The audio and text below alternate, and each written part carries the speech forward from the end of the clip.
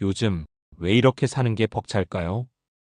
매일 최선을 다해도 왠지 모르게 지치고 조금만 틈이 나면 마음이 허전해지진 않으셨나요? 더 열심히 살아야 한다는 말에 우리 대부분은 이미 충분히, 아니, 너무 열심히 살아왔는지도 모릅니다. 그런데 가만히 보면 삶이 나빠서가 아니라 불필요한 것들이 너무 많아진 탓일지도 모릅니다.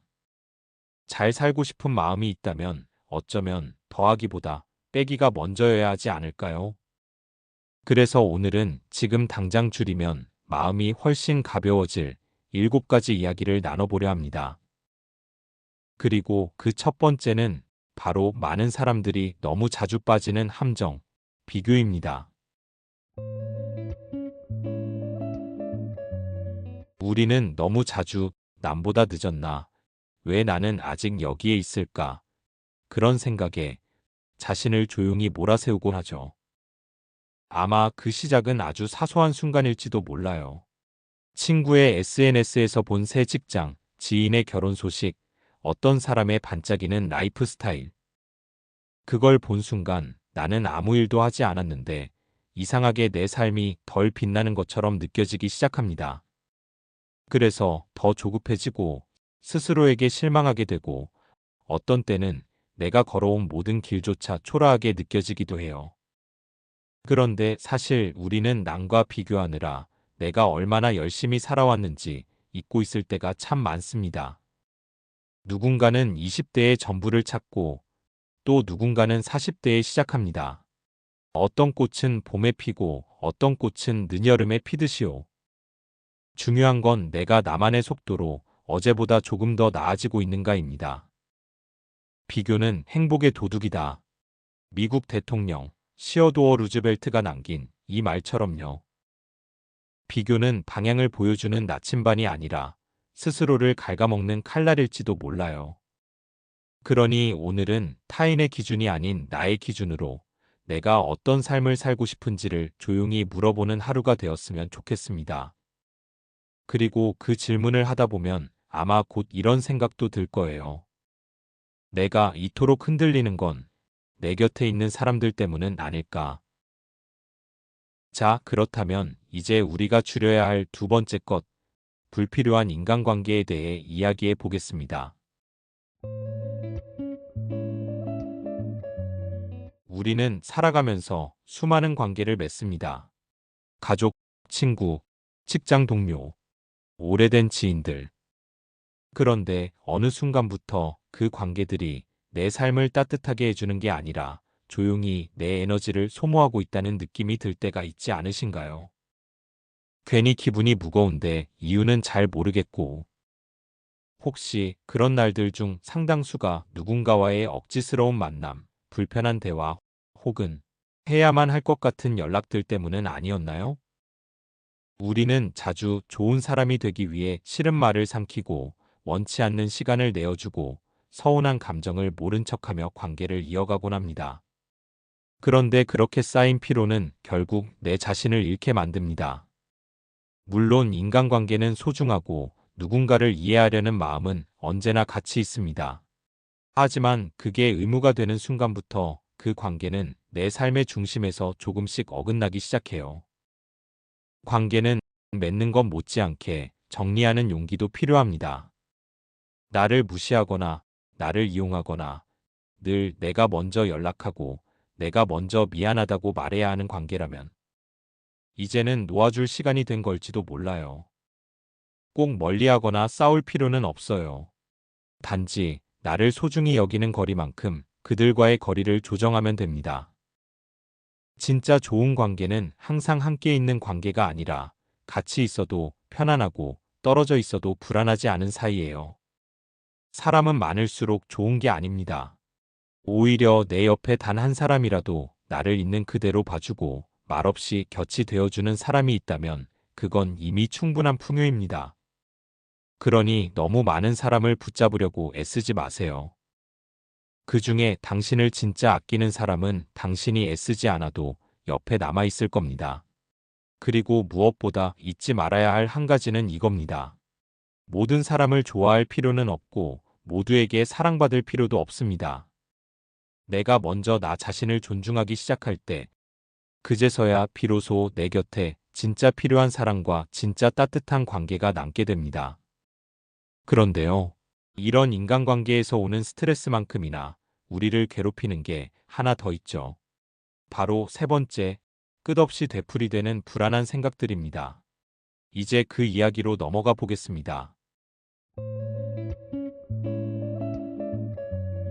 인간관계에서 오는 피로를 정리하려고 할 때 또 다른 감정이 고개를 듭니다. 바로 이렇게 해도 괜찮을까? 혹시 내가 너무 이기적인 건 아닐까? 앞으로가 더 외로워지진 않을까? 그렇게 우리는 스스로 내린 결정에조차 계속해서 불안을 덧칠합니다. 사실 하루를 돌아보면 우리가 실제로 하는 일보다 머릿속으로 하는 걱정이 훨씬 많지 않나요? 잘못될까봐, 실망시킬까봐, 혹은 그냥 내가 충분하지 않을까봐.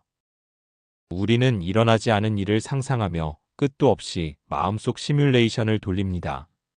하지만 그 시뮬레이션은 대개 최악의 경우만 계속 보여줄 뿐, 실제로는 그 어떤 것도 해결해주지 않죠. 미국의 한 연구에 따르면 사람들이 걱정하는 일의 90%는 실제로 일어나지 않는다고 해요. 그럼에도 불구하고 우리는 그 90%의 그림자에 눌려 오늘을 망치고 내일마저 두려워합니다. 그 걱정은 대부분 행동이 아닌 머릿속에서만 맴도는 생각들이기 때문이에요. 그래서 필요합니다. 불안을 흘려보내는 기술. 예를 들어 어떤 분들은 걱정 노트를 써요. 마음이 복잡할 때 머릿속에 떠오르는 불안과 걱정을 그저 있는 그대로 종이에 옮겨 적습니다. 쓰고 나면 아, 이건 내 생각이지, 진짜 현실은 아니구나라는 감각이 조금씩 생겨나죠. 또 어떤 분들은 걱정할 시간을 따로 정합니다. 저녁 7시부터 15분 동안만 걱정하겠다. 그러고는 낮 동안 불안이 밀려올 때 아직 걱정 시간 아니야 하고 넘겨보는 거죠. 그렇게 마음의 습관을 바꾸는 거예요. 우리는 불안을 없애야만 평온해질 수 있는 게 아닙니다. 오히려 불안과 함께 살아가는 방법을 익힐 때 훨씬 단단해지고 자유로워져요. 그러니 걱정이 밀려올 때마다 이렇게 스스로에게 말해주세요. 지금 이 순간 나는 괜찮아. 아직 일어나지 않은 일에 내 오늘을 넘기지 않겠다. 그리고 가능한 한 빨리 생각에서 행동으로 이동해 보세요. 작게라도 몸을 움직이는 순간 생각의 혼란은 조금씩 작아지기 시작하니까요. 그렇게 생각을 덜어내는 습관이 마음의 평온으로 이어질 수 있습니다. 그런데 이 불안한 생각들을 더 키우고 있는 게 사실 하나 더 있어요. 바로 우리가 쉴 틈 없이 마주하는 수많은 디지털 자극들. 스마트폰 속에서 쏟아지는 정보와 타인의 삶. 그 안에서 우리는 끊임없이 비교하고 놓칠까봐 조급해지고 멈추지 못한 채 살아가고 있죠. 다음은 우리가 삶에서 꼭 줄여야 할 네 번째, 과도한 디지털 소비에 대한 이야기입니다. 가만히 생각해보면 우리가 가장 많이 하는 행동은 무언가를 보다가 그냥 하루가 지나가 버리는 일이 아닐까요? 눈 뜨자마자 손에 쥐는 스마트폰, 잠들기 전까지 수없이 넘기는 피드와 영상들. 우리는 정보에 둘러싸여 살아가면서도 정작 내 마음이 무엇을 원하는지는 거의 돌아보지 못한 채 하루를 소모하곤 합니다. 처음엔 잠깐 5분만 보려고 했던 유튜브 영상이 어느새 1시간을 훌쩍 넘기고 잠들기 전 피곤한 눈을 억지로 뜬 채 아무 생각 없이 SNS를 스크롤하다 그날 하루의 끝을 공허함으로 마무리하곤 하죠. 이런 디지털 소비는 우리 삶에 천천히 그러나 확실히 빈틈을 잠식해갑니다. 정보는 넘쳐나지만 그중 어떤 것도 나를 성장시키지는 못하고 자극은 넘치지만 오히려 우리의 뇌는 지치고 집중력은 무너지고 감정은 메말라갑니다. 계속해서 보고 듣고 비교하고 판단하다 보면 뇌는 쉬지 못하고 과열된 컴퓨터처럼 멈추지 못한 채 돌아가기만 해요.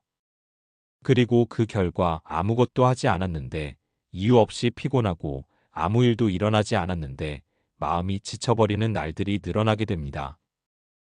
혹시 요즘 책 한 장을 끝까지 읽지 못하거나 아무것도 하지 않는 시간이 불안하진 않으신가요? 그건 당신이 게으르거나 집중력이 떨어진 게 아닙니다. 그저 너무 많은 것을 받아들이고 있기 때문이에요. 그래서 필요한 것이 바로 디지털 미니멀리즘입니다. 디지털 미니멀리즘은 모든 걸 끊으라는 말이 아니에요. 단지 무엇을 볼 것인지, 무엇을 안 볼 것인지 스스로 선택하는 삶을 살아보자는 거예요. 하루에 딱 30분 알람을 끄고 화면을 멀리 두고 조용한 시간을 자신에게 선물해 보세요. 처음엔 막막하고 어색할지도 몰라요. 하지만 그 고요함 속에서 당신은 놀랍도록 분명한 내면의 목소리를 듣게 될 거예요. 지금 내 마음은 어떤지, 내가 진짜 원하는 건 무엇인지, 그건 어떤 정보보다 소중한 답이 될 겁니다.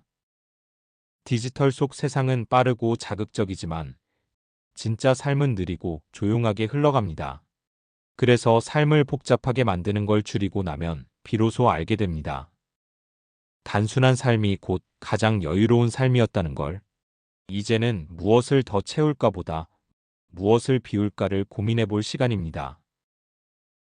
그렇다면 다음으로 이야기하고 싶은 건 바로 우리가 그토록 갈망하면서도 제대로 누리지 못한 바로 그것, 삶의 여백, 그리고 진짜 쉼에 대해 나눠보겠습니다. 멈추지 못하는 세상에선 쉬는 사람이 죄책감을 느낍니다. 이대로 괜찮을까? 다들 열심히 사는데 나만 멈춘 건 아닐까?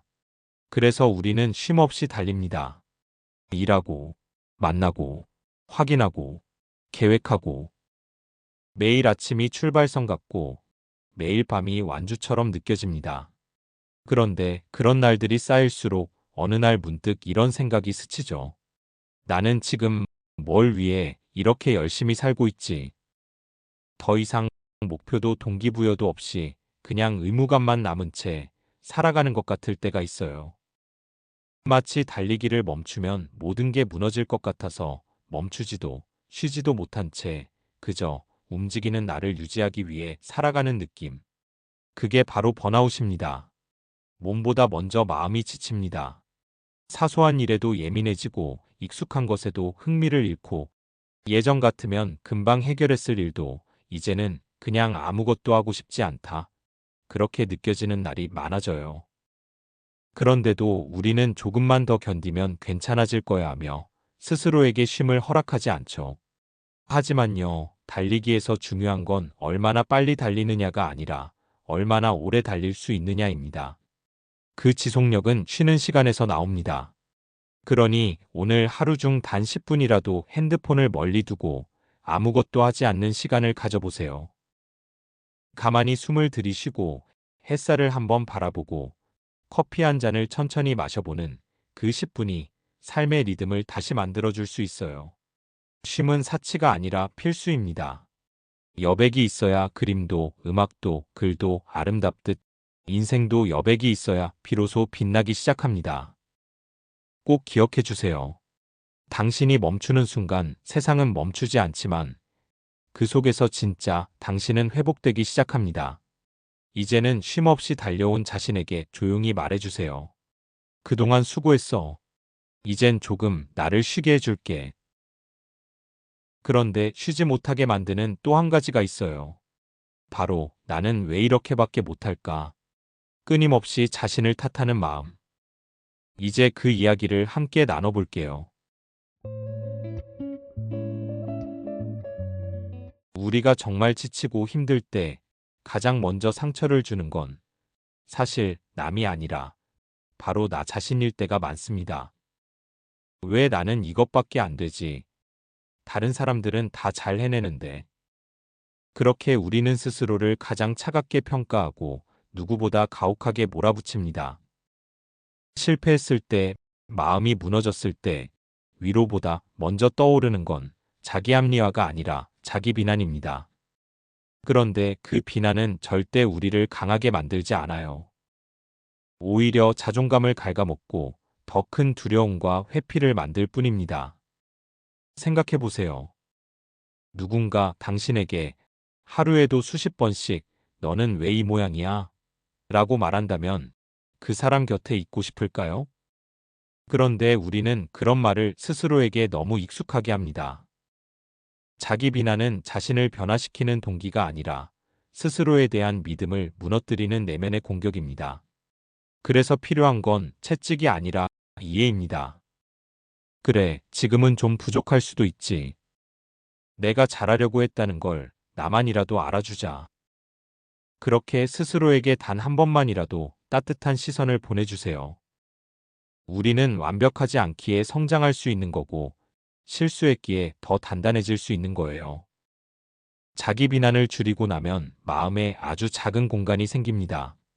그 공간 속에서 비로소 우리는 자신에게 묻기 시작하죠. 내가 진짜 원하는 건 뭘까? 나는 어떤 모습으로 살아가고 싶은 걸까? 하지만 그 질문 앞에서조차 우리는 자주 흔들립니다. 왜냐면 세상이 요구하는 기준이 너무 크고 많고 시끄럽기 때문입니다. 그래서 다음으로 이야기하고 싶은 건 남의 기준에 나를 맞추는 삶. 우리가 줄여야 할 7번째 마음의 짐입니다. 어릴 땐 누군가가 내게 넌 어떤 사람이 되고 싶어? 라고 물으면 눈을 반짝이며 나만의 꿈을 말하곤 했어요. 하지만 시간이 흐르고 어른이 되어갈수록 우리는 더 이상 스스로에게 그런 질문을 하지 않게 됩니다. 대신 이런 걸 해야 사람들이 좋아하겠지. 남들처럼 이만큼은 해야 하지 않을까. 어느새 남의 기준을 따라 사는 게 내 삶의 기준이 되어버리곤 하죠. SNS에서 보이는 누군가의 멋진 일상, 더 나아 보이는 커리어, 화목한 가족, 예쁜 집, 성공한 살. 그 모든 것들이 어느새 나를 조용히 압박하기 시작합니다. 나는 왜 저만큼 하지 못할까? 하지만 그건 당신이 부족해서가 아니라 당신의 속도가 다를 뿐이에요. 누군가의 삶은 당신이 살아야 할 삶의 답이 아닙니다. 우리는 모두 다른 배경에서 다른 걸 원하고 다른 방향으로 살아가는 존재니까요. 중요한 건 남들과 비교하며 뒤처졌다는 생각이 아니라 지금 내가 내 방향을 따라가고 있는지 스스로에게 물어보는 거예요. 남들이 좋다고 해도 내 마음이 불편하다면 그건 내 길이 아닐 수 있어요. 남들이 시키는 대로 살아선 결국 나 자신이 사라지고 맙니다. 그리고 그 공허함은 아무리 채워도 더 깊어질 뿐이에요. 그러니 이제 남의 기준에 맞추려는 습관을 조금씩 줄여보세요. 당신은 누군가의 기대를 채우기 위해 이 세상에 온 게 아닙니다. 당신의 삶은 당신의 것이니까요. 이제 이 7가지를 줄이며 살아간다면 어떤 변화가 찾아올까요? 마지막으로 이 모든 이야기를 담아 따뜻하게 정리해 드릴게요. 오늘 우리는 마음을 무겁게 만드는 7가지를 함께 나눴습니다. 부탁을 거절하지 못하고 남의 감정까지 책임지려 하고 늘 양보하고 내 시간을 잃고 진실을 숨기고 스스로를 비난하고 남의 기준에 나를 끼워 맞추며 살아가는 일들. 이 모든 것의 공통점은 하나예요. 나보다 남을 먼저 생각하는 습관. 그게 곧 좋은 사람이라는 이름으로 내 마음을 갉아먹는 방식이었죠. 그런데 잊지 마세요. 배려는 미덕이지만 경계 없는 배려는 나를 잃게 만듭니다. 이제는 너무 많이 주기만 했던 자신에게 한 발짝 물러서서 말해주세요. 내가 괜찮아야 정말로 누군가에게 따뜻해질 수 있어. 착하다는 건 약하다는 뜻이 아닙니다. 따뜻하되 단호한 사람, 부드럽지만 스스로를 지킬 줄 아는 사람. 그게 진짜 단단한 사람이에요. 당신은 지금도 충분히 잘하고 있습니다. 그러니 부디 오늘 이 이야기들이 당신의 마음 어딘가에 작은 울림이 되었기를 바랍니다. 그리고 만약 이 영상이 당신의 마음을 조금이라도 어루만졌다면 구독과 좋아요, 댓글로 당신의 이야기도 들려주세요. 우리는 함께 조금씩 가볍고 단단한 사람이 되어갈 수 있어요. 그럼 오늘도 수고한 당신에게 따뜻한 안녕을 전하며 다음 이야기에서 다시 만나요.